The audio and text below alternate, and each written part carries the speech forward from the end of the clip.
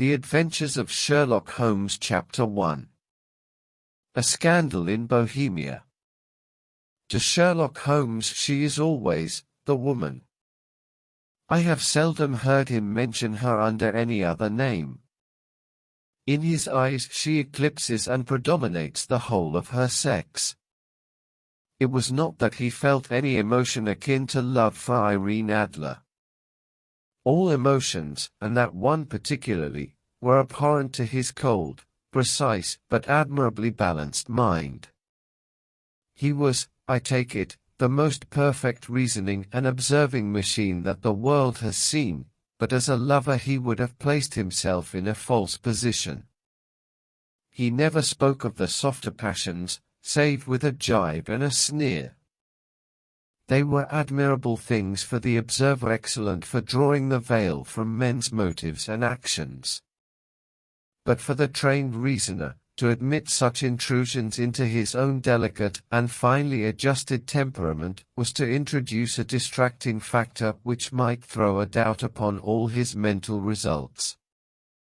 Grit in a sensitive instrument, or a crack in one of his own high-power lenses, would not be more disturbing than a strong emotion in a nature such as his. And yet there was but one woman to him, and that woman was the late Irene Adler, of dubious and questionable memory.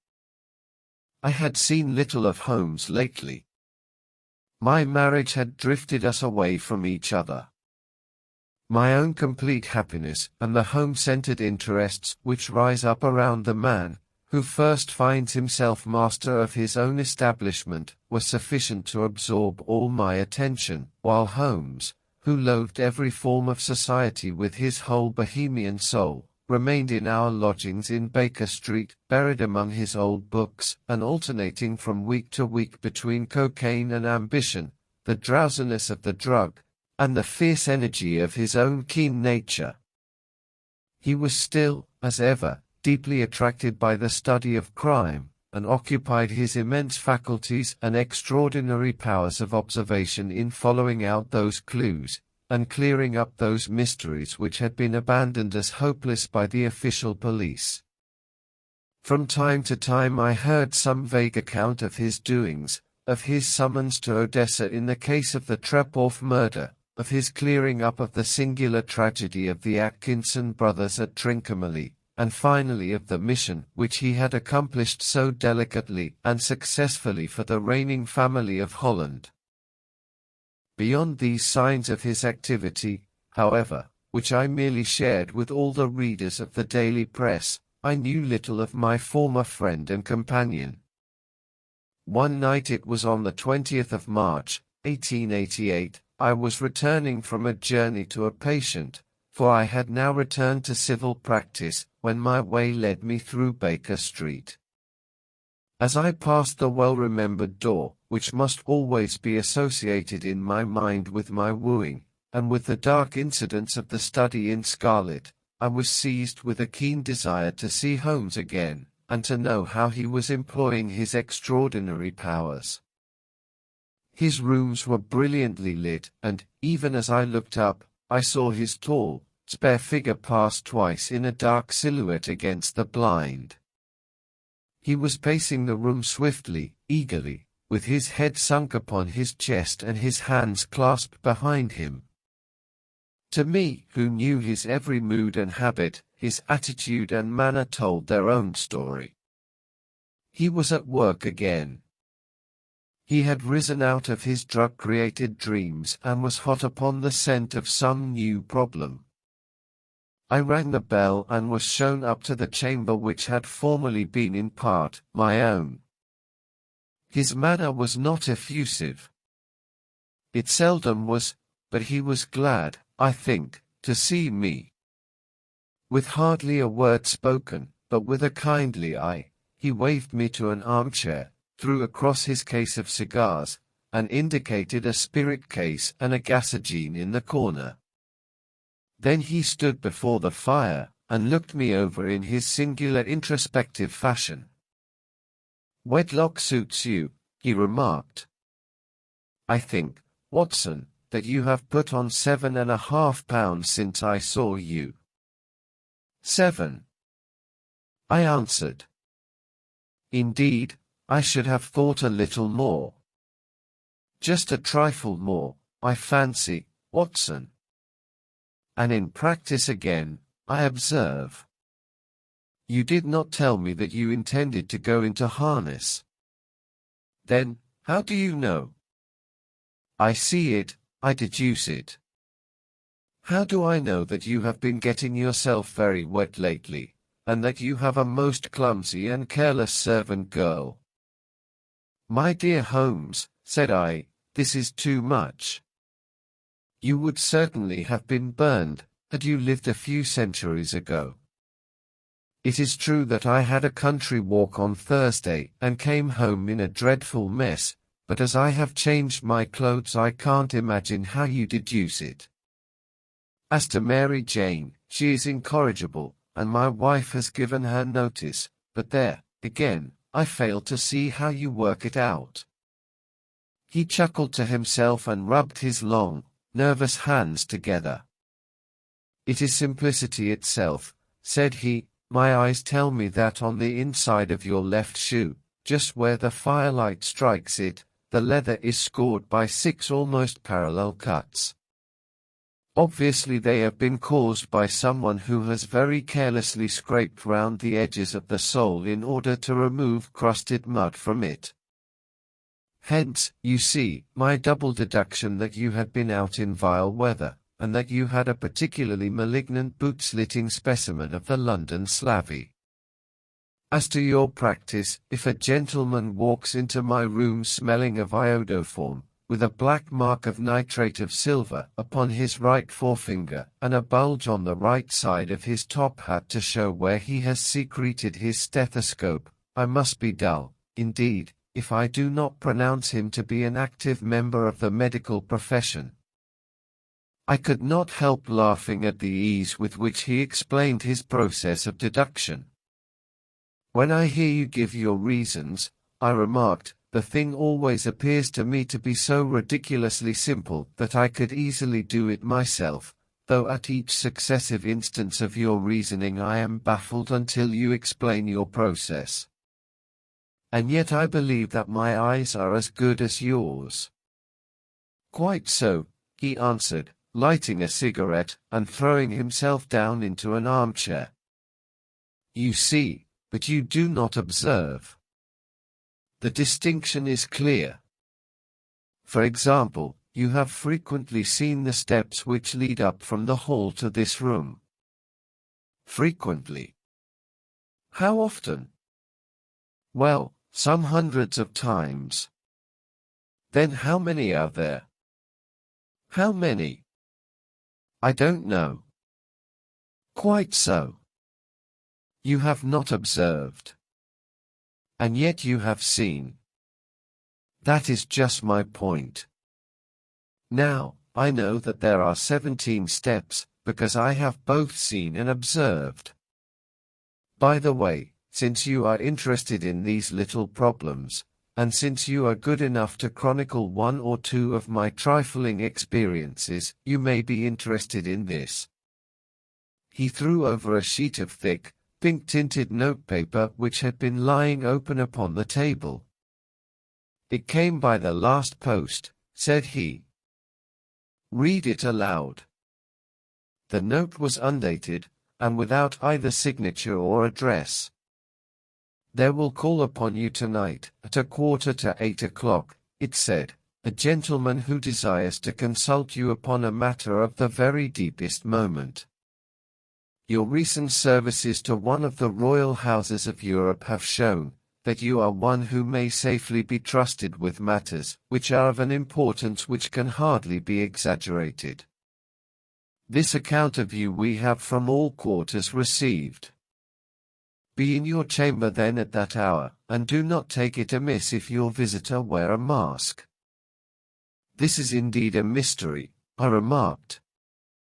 What do you imagine that it means? I have no data yet. It is a capital mistake to the eyes before one has data. Insensibly one begins to twist facts to suit theories, instead of theories to suit facts. But the note itself. What do you deduce from it? I carefully examined the writing, and the paper upon which it was written. The man who wrote it was presumably well-to-do, I remarked, endeavoring to imitate my companion's processes. Such paper could not be bought under £0.50 a packet. It is peculiarly strong and stiff. Peculiar, that is the very word, said Holmes. It is not an English paper at all. Hold it up to the light.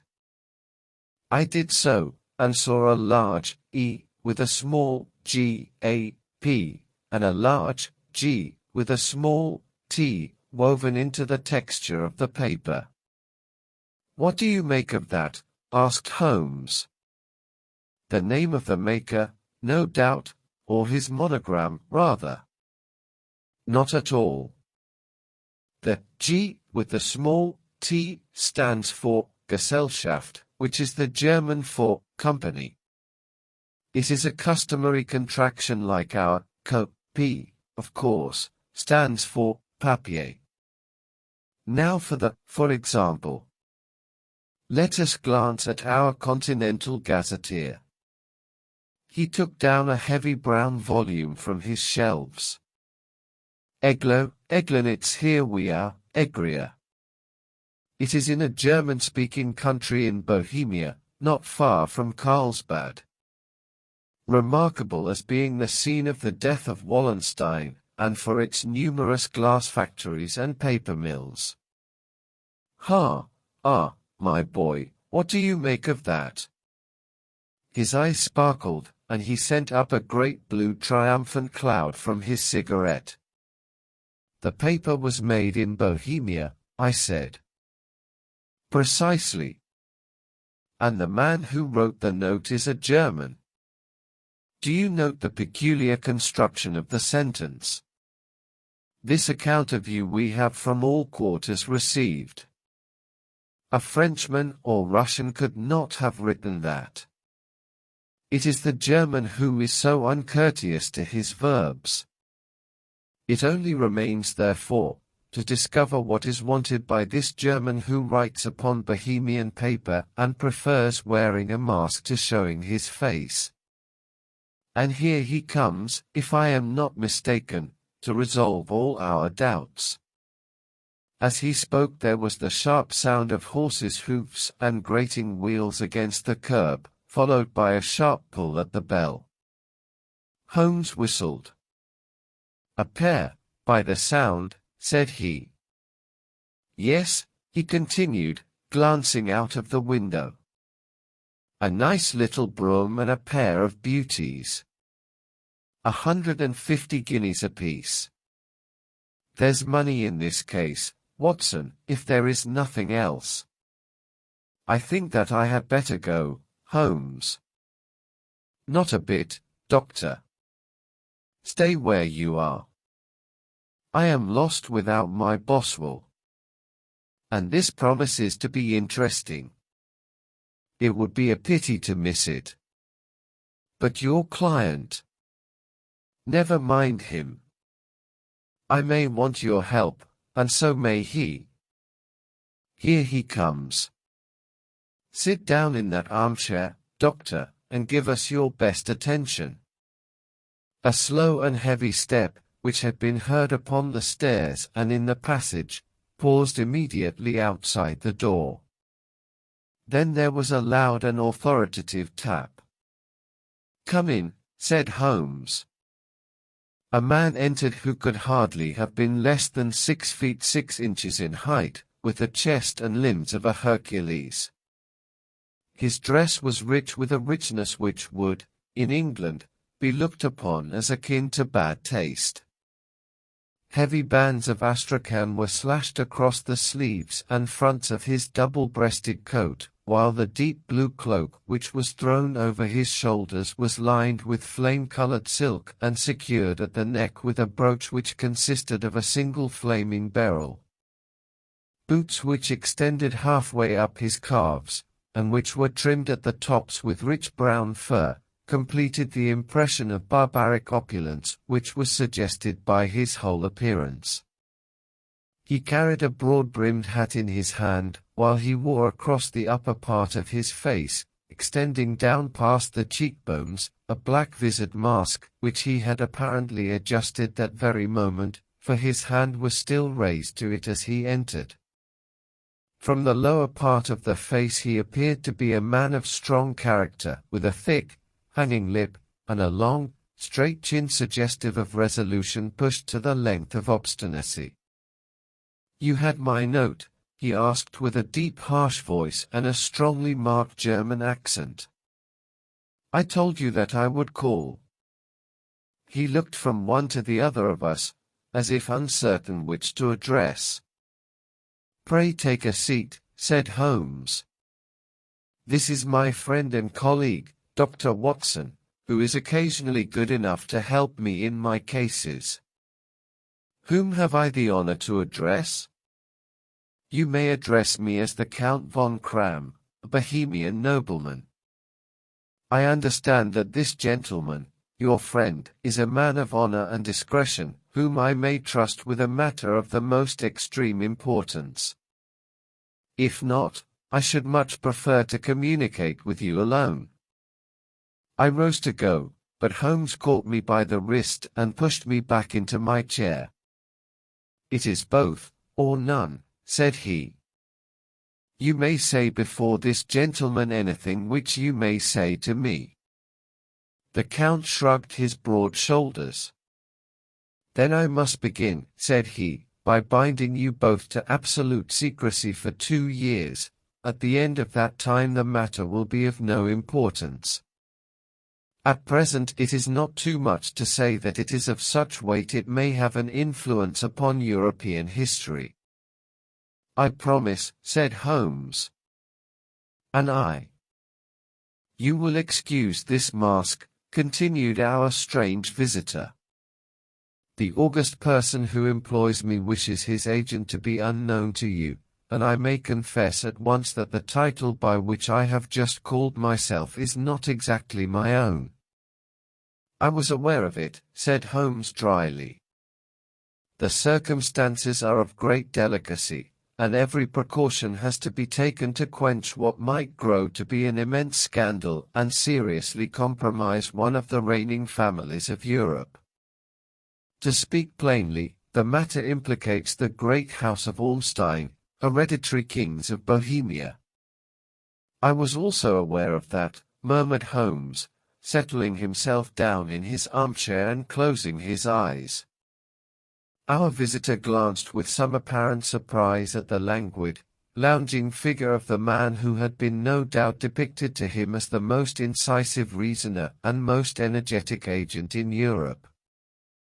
Holmes slowly reopened his eyes and looked impatiently at his gigantic client. "If your Majesty would condescend to state your case," he remarked, "I should be better able to advise you." The man sprang from his chair and paced up and down the room in uncontrollable agitation. Then, with a gesture of desperation, he tore the mask from his face and hurled it upon the ground. "You are right," he cried, "I am the king. Why should I attempt to conceal it?" "Why, indeed?" murmured Holmes. "Your Majesty had not spoken before I was aware that I was addressing Wilhelm Gottschalk Sigismund von Ormstein, Grand Duke of Cassel-Felstein, and hereditary King of Bohemia." "But you can understand," said our strange visitor, sitting down once more and passing his hand over his high white forehead, "you can understand that I am not accustomed to doing such business in my own person. Yet the matter was so delicate that I could not confide it to an agent without putting myself in his power. I have come incognito from Prague for the purpose of consulting you." "Then, pray consult," said Holmes, shutting his eyes once more. "The facts are briefly these. Some 5 years ago, during a lengthy visit to Warsaw, I made the acquaintance of the well-known adventuress, Irene Adler. The name is no doubt familiar to you. Kindly look her up in my index, Doctor, murmured Holmes without opening his eyes. For many years he had adopted a system of docketing all paragraphs concerning men and things, so that it was difficult to name a subject or a person on which he could not at once furnish information. In this case I found her biography sandwiched in between that of a Hebrew rabbi and that of a staff commander who had written a monograph upon the deep-sea fishes. "Let me see," said Holmes. Born in New Jersey in the year 1858. Contralto, La Scala, Prima donna Imperial Opera of Warsaw, yes. Retired from operatic stage, Living in London, quite so. Your Majesty, as I understand, became entangled with this young person, wrote her some compromising letters, and is now desirous of getting those letters back. Precisely so. But how? Was there a secret marriage? None. No legal papers or certificates? None. Then I fail to follow your Majesty. If this young person should produce her letters for blackmailing or other purposes, how is she to prove their authenticity? There is the writing. Pooh.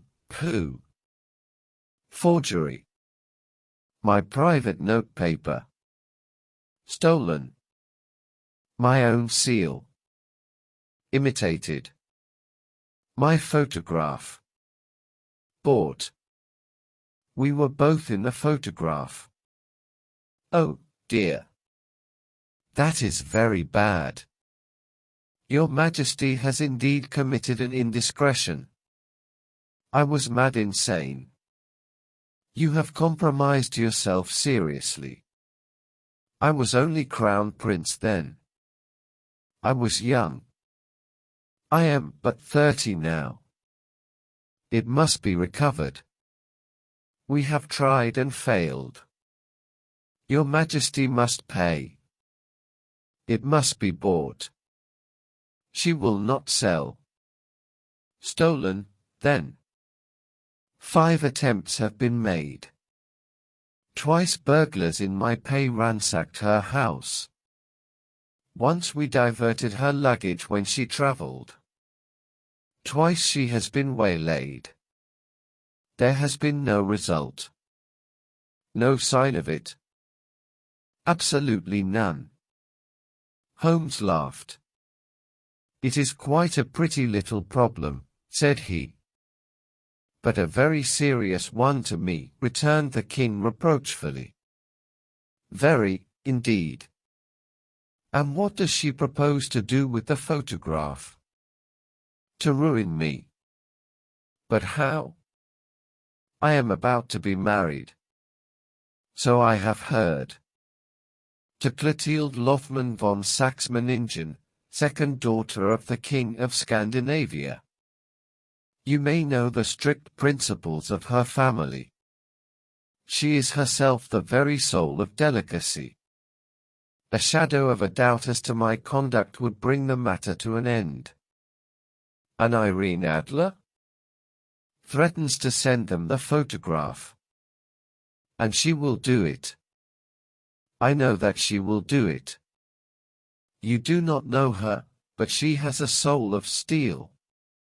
She has the face of the most beautiful of women, and the mind of the most resolute of men. Rather than I should marry another woman, there are no lengths to which she would not go, none. You are sure that she has not sent it yet? I am sure. And why? Because she has said that she would send it on the day when the betrothal was publicly proclaimed. That will be next Monday. Oh, then we have 3 days yet, said Holmes with a yawn. That is very fortunate, as I have 1 or 2 matters of importance to look into just at present. Your Majesty will, of course, stay in London for the present? Certainly. You will find me at the Langham under the name of the Count von Kram. Then I shall drop you a line to let you know how we progress. Pray do so. I shall be all anxiety. Then, as to money? You have carte blanche. Absolutely. I tell you that I would give one of the provinces of my kingdom to have that photograph. And for present expenses? The king took a heavy chamois leather bag from under his cloak and laid it on the table. There are £300 in gold and 700 in notes, he said. Holmes scribbled a receipt upon a sheet of his notebook and handed it to him. And mademoiselle's address? He asked. Is Briony Lodge, Serpentine Avenue, St. John's Wood. Holmes took a note of it. One other question, said he. Was the photograph a cabinet? It was. Then, good night, Your Majesty, and I trust that we shall soon have some good news for you. And good night, Watson, he added, as the wheels of the royal brougham rolled down the street. If you will be good enough to call tomorrow afternoon at 3 o'clock, I should like to chat this little matter over with you. At 3 o'clock precisely I was at Baker Street, but Holmes had not yet returned. The landlady informed me that he had left the house shortly after 8 o'clock in the morning. I sat down beside the fire, however, with the intention of awaiting him, however long he might be. I was already deeply interested in his inquiry, for, though it was surrounded by none of the grim and strange features which were associated with the two crimes which I have already recorded, still, the nature of the case and the exalted station of his client gave it a character of its own.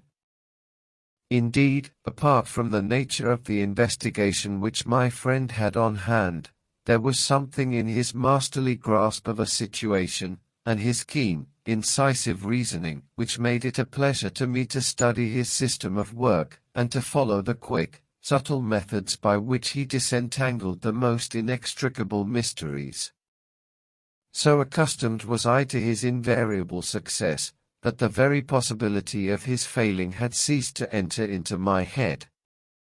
It was close upon 4 before the door opened, and a drunken-looking groom, ill-kempt and side-whiskered, with an inflamed face and disreputable clothes, walked into the room. Accustomed as I was to my friend's amazing powers in the use of disguises, I had to look 3 times before I was certain that it was indeed he. With a nod he vanished into the bedroom, whence he emerged in 5 minutes tweed-suited and respectable, as of old. Putting his hands into his pockets, he stretched out his legs in front of the fire and laughed heartily for some minutes. Well, really, he cried, and then he choked and laughed again until he was obliged to lie back, limp and helpless, in the chair. What is it? It's quite too funny.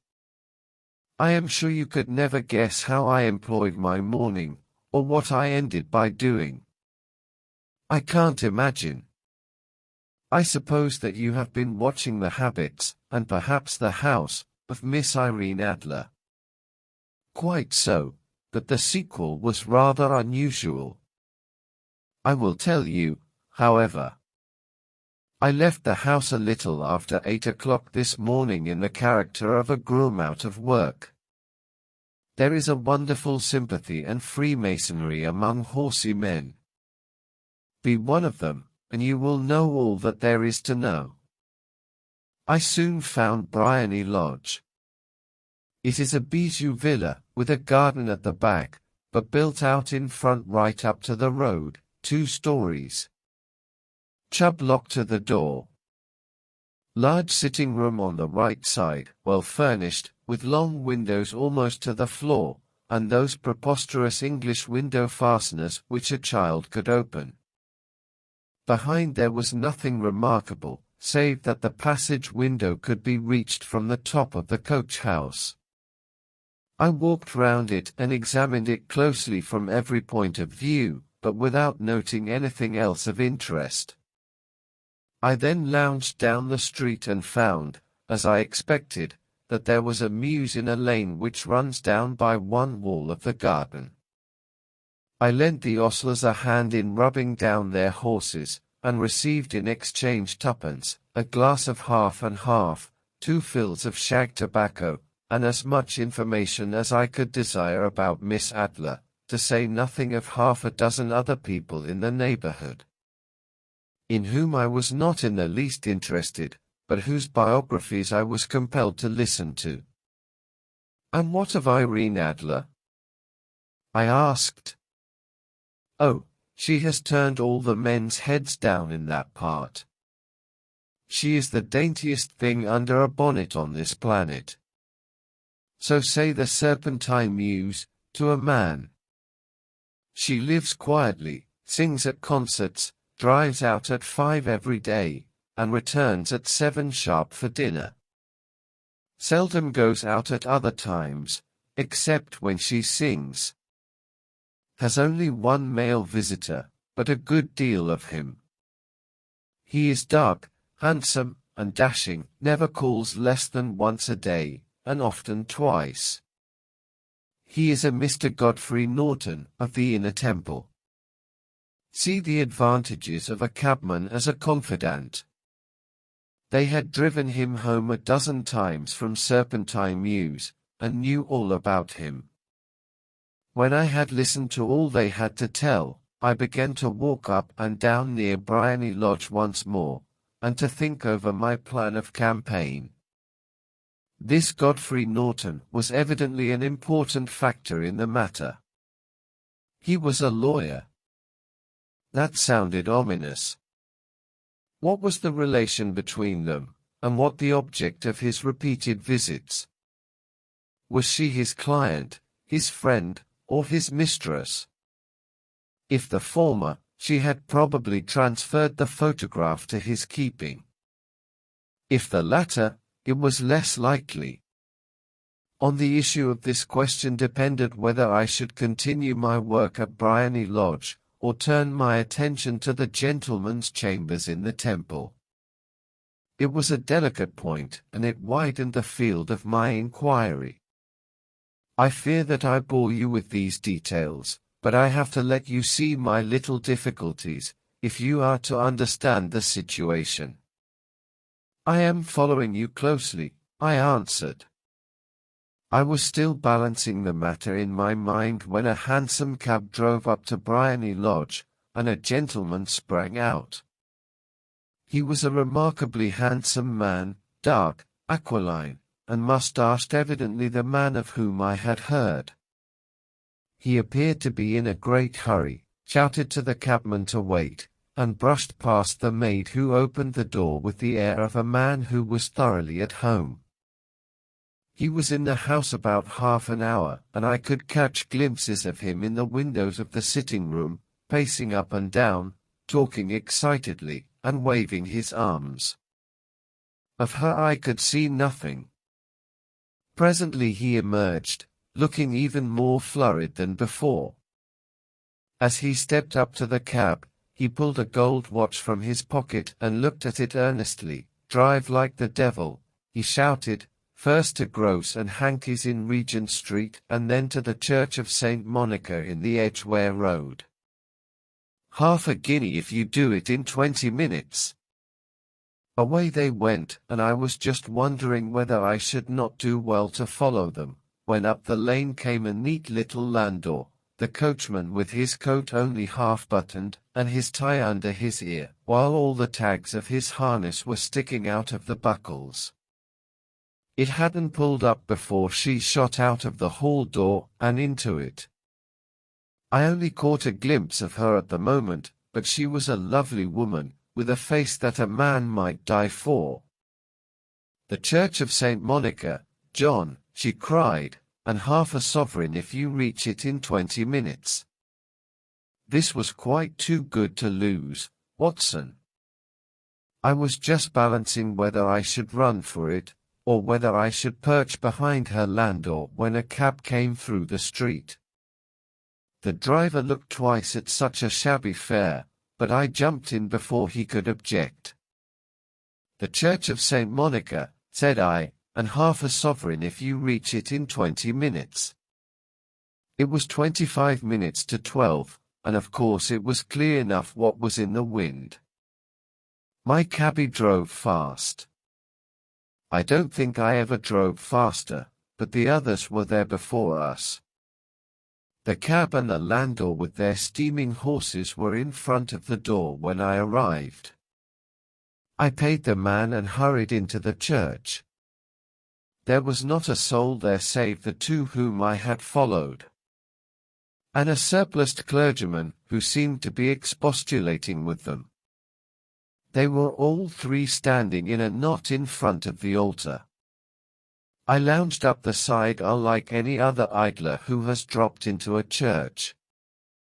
Suddenly, to my surprise, the three at the altar faced round to me, and Godfrey Norton came running as hard as he could towards me. "Thank God," he cried. "You'll do. Come. Come." "What then?" I asked. "Come, man, come, only 3 minutes, or it won't be legal. I was half dragged up to the altar, and before I knew where I was I found myself mumbling responses which were whispered in my ear, and vouching for things of which I knew nothing, and generally assisting in the secure tying up of Irene Adler, spinster, to Godfrey Norton, bachelor.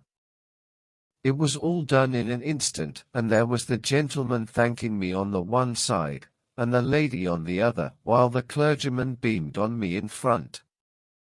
It was the most preposterous position in which I ever found myself in my life, and it was the thought of it that started me laughing just now. It seems that there had been some informality about their license, that the clergyman absolutely refused to marry them without a witness of some sort, and that my lucky appearance saved the bridegroom from having to sally out into the streets in search of a best man. The bride gave me a sovereign, and I mean to wear it on my watch chain in memory of the occasion. "This is a very unexpected turn of affairs," said I, "and what then?" "Well, I found my plans very seriously menaced. It looked as if the pair might take an immediate departure, and so necessitate very prompt and energetic measures on my part. At the church door, however, they separated, he driving back to the temple, and she to her own house. "I shall drive out in the park at 5 as usual," she said as she left him. I heard no more. They drove away in different directions, and I went off to make my own arrangements. "Which are?" "Some cold beef and a glass of beer," he answered, ringing the bell. "I have been too busy to think of food, and I am likely to be busier still this evening. By the way, Doctor, I shall want your cooperation." "I shall be delighted." "You don't mind breaking the law?" "Not in the least." "Nor running a chance of arrest?" "Not in a good cause." "Oh, the cause is excellent. Then I am your man. I was sure that I might rely on you. But what is it you wish?" "When Mrs. Turner has brought in the tray I will make it clear to you. Now," he said as he turned hungrily on the simple fare that our landlady had provided, "I must discuss it while I eat, for I have not much time. It is nearly 5 now. In 2 hours we must be on the scene of action. Miss Irene, or Madam, rather, returns from her drive at 7. We must be at Briony Lodge to meet her." "And what then?" "You must leave that to me. I have already arranged what is to occur. There is only one point on which I must insist. You must not interfere, come what may. You understand? I am to be neutral. To do nothing whatever. There will probably be some small unpleasantness. Do not join in it. It will end in my being conveyed into the house. 4 or 5 minutes afterwards the sitting-room window will open. You are to station yourself close to that open window. Yes. You are to watch me, for I will be visible to you. Yes. And when I raise my hand so you will throw into the room what I give you to throw, and will, at the same time, raise the cry of fire. You quite follow me? Entirely. It is nothing very formidable, he said, taking a long cigar-shaped roll from his pocket. It is an ordinary plumber's smoke rocket, fitted with a cap at either end to make it self-lighting. Your task is confined to that. When you raise your cry of fire, it will be taken up by quite a number of people. You may then walk to the end of the street, and I will rejoin you in 10 minutes. I hope that I have made myself clear. I am to remain neutral, to get near the window, to watch you, and at the signal to throw in this object, then to raise the cry of fire, and to wait you at the corner of the street. Precisely. Then you may entirely rely on me. That is excellent. I think, perhaps, it is almost time that I prepare for the new role I have to play. He disappeared into his bedroom and returned in a few minutes in the character of an amiable and simple-minded nonconformist clergyman. His broad black hat, his baggy trousers, his white tie, his sympathetic smile, and general look of peering and benevolent curiosity were such as Mr. John Hare alone could have equalled. It was not merely that Holmes changed his costume. His expression, his manner, his very soul seemed to vary with every fresh part that he assumed. The stage lost a fine actor, even as science lost an acute reasoner, when he became a specialist in crime. It was 6:15 when we left Baker Street, and it still wanted 10 minutes to the hour when we found ourselves in Serpentine Avenue. It was already dusk, and the lamps were just being lighted as we paced up and down in front of Briony Lodge, waiting for the coming of its occupant. The house was just such as I had pictured it from Sherlock Holmes' succinct description, but the locality appeared to be less private than I expected. On the contrary, for a small street in a quiet neighborhood, it was remarkably animated. There was a group of shabbily dressed men smoking and laughing in a corner, a scissors grinder with his wheel, 2 guardsmen who were flirting with a nurse girl, and several well-dressed young men who were lounging up and down with cigars in their mouths. You see, remarked Holmes, as we paced to and fro in front of the house, this marriage rather simplifies matters. The photograph becomes a double-edged weapon now. The chances are that she would be as averse to its being seen by Mr. Godfrey Norton, as our client is to its coming to the eyes of his princess. Now the question is, where are we to find the photograph? Where, indeed? It is most unlikely that she carries it about with her. It is cabinet size. Too large for easy concealment about a woman's dress. She knows that the king is capable of having her waylaid and searched. 2 attempts of the sort have already been made. We may take it, then, that she does not carry it about with her. Where, then? Her banker or her lawyer. There is that double possibility. But I am inclined to think neither. Women are naturally secretive, and they like to do their own secreting. Why should she hand it over to anyone else? She could trust her own guardianship, but she could not tell what indirect or political influence might be brought to bear upon a businessman. Besides, remember that she had resolved to use it within a few days. It must be where she can lay her hands upon it. It must be in her own house.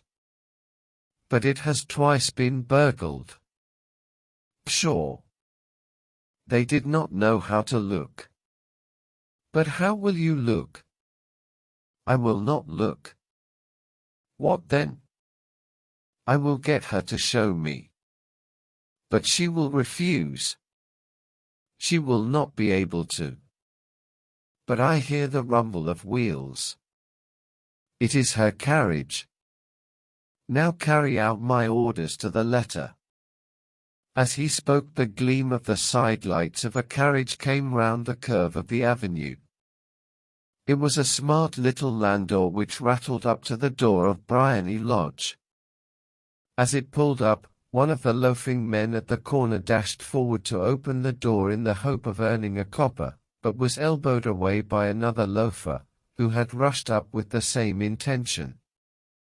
A fierce quarrel broke out, which was increased by the two guardsmen, who took sides with one of the loungers, and by the scissors grinder, who was equally hot upon the other side. A blow was struck, and in an instant the lady, who had stepped from her carriage, was the centre of a little knot of flushed and struggling men, who struck savagely at each other with their fists and sticks.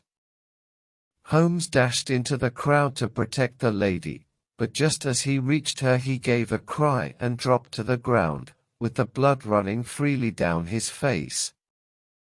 At his fall the guardsmen took to their heels in one direction and the loungers in the other, while a number of better-dressed people, who had watched the scuffle without taking part in it, crowded in to help the lady and to attend to the injured man. Irene Adler, as I will still call her, had hurried up the steps, but she stood at the top, with her superb figure outlined against the lights of the hall, looking back into the street. "Is the poor gentleman much hurt?" she asked. "He is dead," cried several voices. "No, no, there's life in him," shouted another. "But he'll be gone before you can get him to hospital."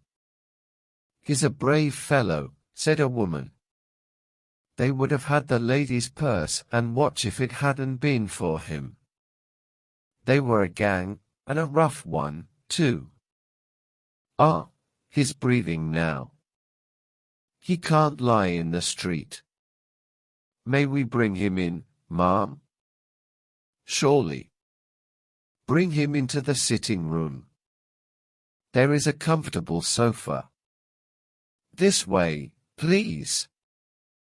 Slowly and solemnly he was borne into Briony Lodge and laid out in the principal room, while I still observed the proceedings from my post by the window. The lamps had been lit, but the blinds had not been drawn, so that I could see Holmes as he lay upon the couch. I do not know whether he was seized with compunction at that moment for the part he was playing, but I know that I never felt more heartily ashamed of myself in my life than when I saw the beautiful creature against whom I was conspiring, or the grace and kindliness with which she waited upon the injured man. And yet it would be the blackest treachery to Holmes to draw back now from the part which he had entrusted to me.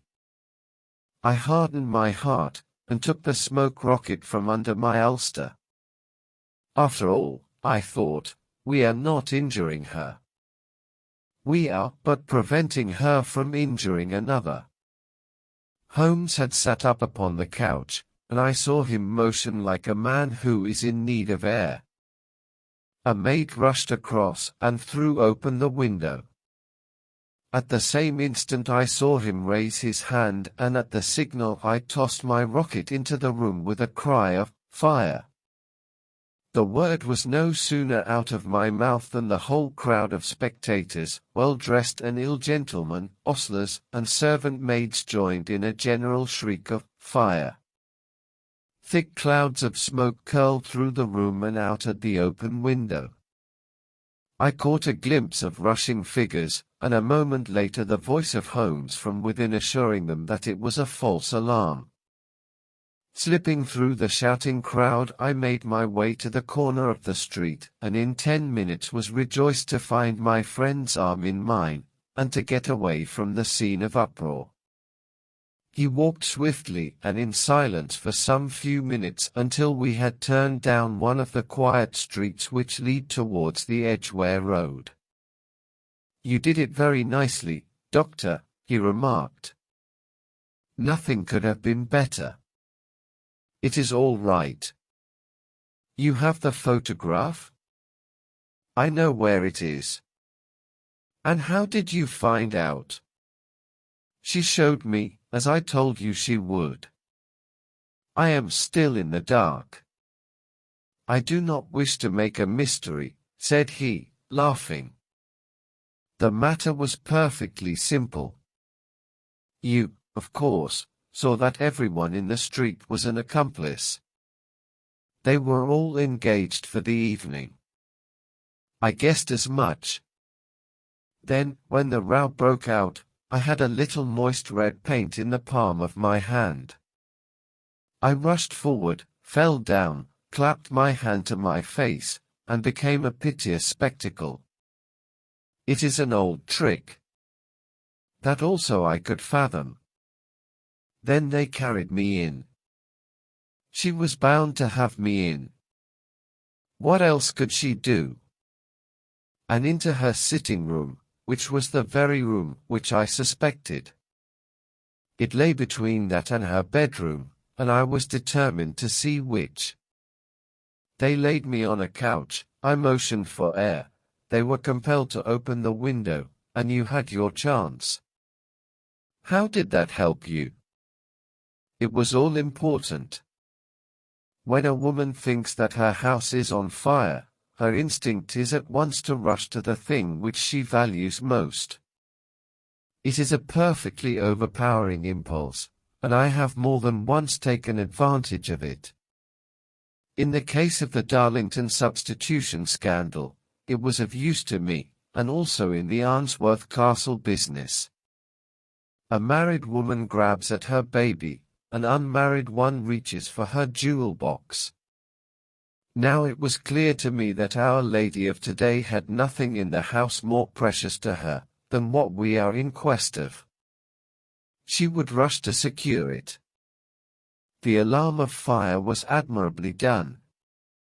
The smoke and shouting were enough to shake nerves of steel. She responded beautifully. The photograph is in a recess behind a sliding panel just above the right bell pull. She was there in an instant, and I caught a glimpse of it as she half drew it out. When I cried out that it was a false alarm, she replaced it, glanced at the rocket, rushed from the room, and I have not seen her since. I rose, and, making my excuses, escaped from the house. I hesitated whether to attempt to secure the photograph at once, but the coachman had come in, and as he was watching me narrowly, it seemed safer to wait. A little over-precipitance may ruin all. And now? I asked. Our quest is practically finished. I shall call with the king tomorrow, and with you, if you care to come with us. We will be shown into the sitting room to wait for the lady, but it is probable that when she comes, she may find neither us nor the photograph. It might be a satisfaction to His Majesty to regain it with his own hands. And when will you call? At 8 in the morning. She will not be up, so that we shall have a clear field. Besides, we must be prompt, for this marriage may mean a complete change in her life and habits. I must wire to the king without delay. We had reached Baker Street and had stopped at the door. He was searching his pockets for the key when someone passing said, "Good night, Mr. Sherlock Holmes." There were several people on the pavement at the time, but the greeting appeared to come from a slim youth, in an ulster, who had hurried by. "I've heard that voice before," said Holmes, staring down the dimly lit street. "Now, I wonder who the deuce that could have been. I slept at Baker Street that night, and we were engaged upon our toast and coffee in the morning when the King of Bohemia rushed into the room." "You have really got it," he cried, grasping Sherlock Holmes by either shoulder and looking eagerly into his face. "Not yet." "But you have hopes?" "I have hopes." "Then, come. I am all impatience to be gone. We must have a cab." "No, my brougham is waiting." "Then that will simplify matters." We descended and started off once more for Briony Lodge. "Irene Adler is married," remarked Holmes. "Married?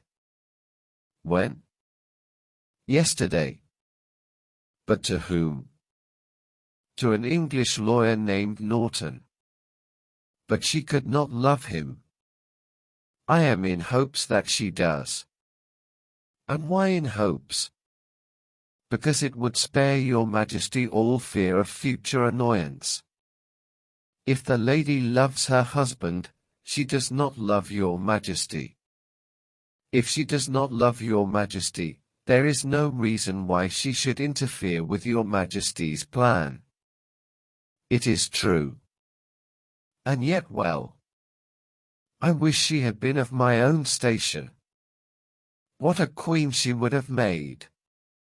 He relapsed into a moody silence, which was not broken until we drew up in Serpentine Avenue.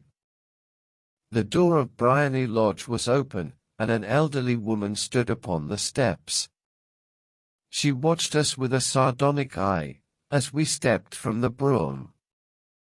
"Mr. Sherlock Holmes, I believe," said she. "I am Mr. Holmes," answered my companion, looking at her with a questioning and rather startled gaze. "Indeed. My mistress told me that you were likely to call. She left this morning with her husband by the 5:15 train from Charing Cross for the Continent." "What?" Sherlock Holmes staggered back, white with chagrin and surprise. "Do you mean that she has left England?" "Never to return." "And the papers?" asked the king hoarsely. "All is lost." "We shall see." He pushed past the servant and rushed into the drawing-room, followed by the king and myself. The furniture was scattered about in every direction, with dismantled shelves and open drawers, as if the lady had hurriedly ransacked them before her flight. Holmes rushed at the bell-pull, tore back a small sliding shutter, and, plunging in his hand, pulled out a photograph and a letter. The photograph was of Irene Adler herself in evening dress. The letter was superscribed to Sherlock Holmes, Esquire, to be left till called for. My friend tore it open, and we all three read it together. It was dated at midnight of the preceding night and ran in this way. My dear Mr. Sherlock Holmes, you really did it very well. You took me in completely. Until after the alarm of fire, I had not a suspicion. But then, when I found how I had betrayed myself, I began to think. I had been warned against you months ago. I had been told that, if the king employed an agent, it would certainly be you. And your address had been given me. Yet, with all this, you made me reveal what you wanted to know. Even after I became suspicious, I found it hard to think evil of such a dear, kind old clergyman. But, you know, I have been trained as an actress myself. Male costume is nothing new to me. I often take advantage of the freedom which it gives. I sent John, the coachman, to watch you, ran upstairs, got into my walking clothes, as I call them, and came down just as you departed. Well, I followed you to your door, and so made sure that I was really an object of interest to the celebrated Mr. Sherlock Holmes. Then I, rather imprudently, wished you good night, and started for the temple to see my husband. We both thought the best resource was flight, when pursued by so formidable an antagonist. So you will find the nest empty when you call tomorrow. As to the photograph, your client may rest in peace. I love and am loved by a better man than he. The king may do what he will without hindrance from one whom he has cruelly wronged. I keep it only to safeguard myself, and to preserve a weapon, which will always secure me from any steps, which he might take in the future. I leave a photograph which he might care to possess, and I remain, dear Mr. Sherlock Holmes, very truly yours, Irene Norton, née Adler. What a woman, oh, what a woman, cried the King of Bohemia, when we had all three read this epistle. Did I not tell you how quick and resolute she was? Would she not have made an admirable queen? Is it not a pity that she was not on my level? From what I have seen of the lady, she seems indeed to be on a very different level to your Majesty, said Holmes coldly. I am sorry that I have not been able to bring your Majesty's business to a more successful conclusion. On the contrary, my dear sir, cried the king, nothing could be more successful. I know that her word is inviolate. The photograph is now as safe as if it were in the fire. I am glad to hear your Majesty say so. I am immensely indebted to you. Pray tell me in what way I can reward you. This ring, he slipped an emerald snake ring from his finger, and held it out upon the palm of his hand. Your Majesty has something which I should value even more highly, said Holmes. You have but to name it. This photograph. The king stared at him in amazement. Irene's photograph, he cried. Certainly, if you wish it. I thank your Majesty. Then there is no more to be done in the matter. I have the honor to wish you a very good morning. He bowed, and, turning away without observing the hand which the king had stretched out to him, he set off in my company for his chambers. And that was how a great scandal threatened to affect the kingdom of Bohemia, and how the best plans of Mr. Sherlock Holmes were beaten by a woman's wit. He used to make merry over the cleverness of women, but I have not heard him do it of late. And when he speaks of Irene Adler, or when he refers to her photograph, it is always under the honorable title of the woman.